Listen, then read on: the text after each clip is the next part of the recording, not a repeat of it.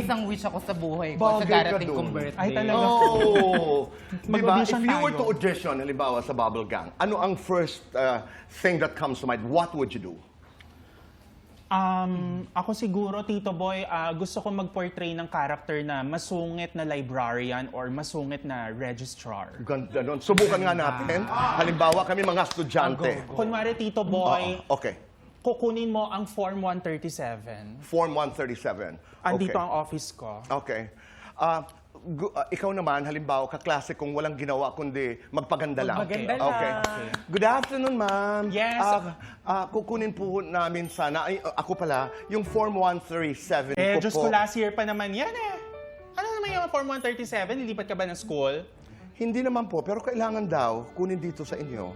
Ba't naman ho kayo nagagalit? Nagtatanong lang naman ho ako. Bakit ka kumuha ng Form 137? Sino ba ito? Kaklase ko po yan. Magsalita ka. Hindi po. Out ako, out. Ano, ganda lang? Walang aral? Ganda lang? Yun nga, ma'am. Tingnan mo. Mag-aral ka. Hindi mo kailangan ng Form 137? Ano form? Ano? Makinig ka. Ang Form 137. 137. Kailan mo kailangan? Kailangan ko ho sana, alam ko next year, pero sabi sa akin ni ma'am, kailangan bukas.